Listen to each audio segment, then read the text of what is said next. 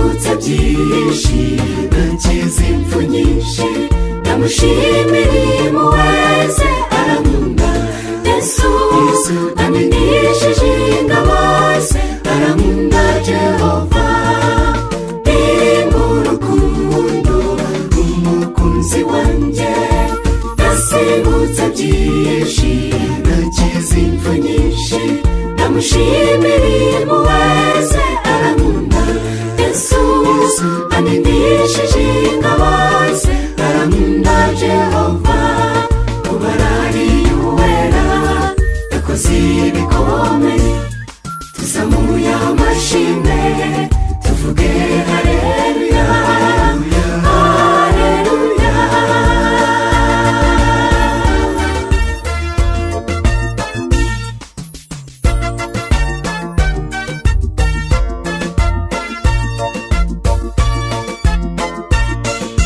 mbega umunezero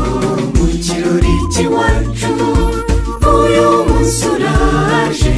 tuve mu miruho umukwe naramushimye nawe anyitayeho ubu ndi umugeni wa Yesu mporana amakado mbega umunezero mu kirori cy'iwacu uyu munsi uraje tuve mu miruho umukwe naramushimye nawe anyitayeho ubu ndi umugeni wa Yesu mporana amakado ubarariye uwera yakoze ibikomeye tuzamuye amashimwe tuvuge haleluya haleluya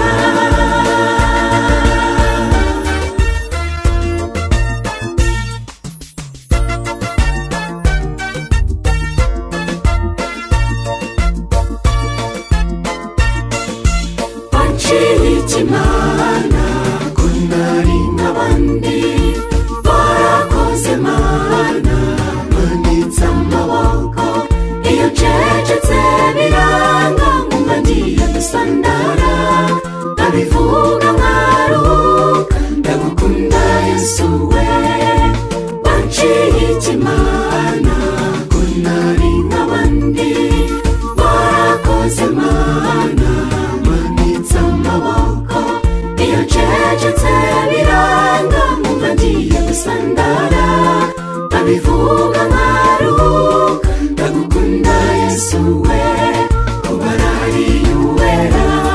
yakoze ibikomeye tuzamuye amashimwe tuvuge haleluya haleluya ubarariye uwera yakoze ibikomeye tuzamuye amashimwe tuvuge haleluya haleluya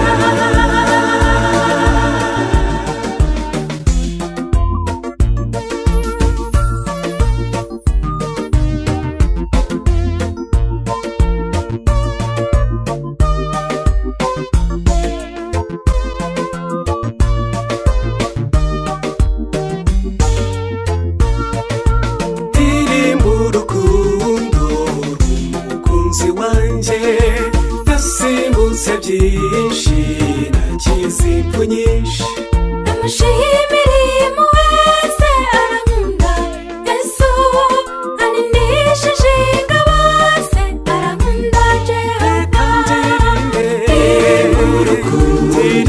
umukunzi wanjye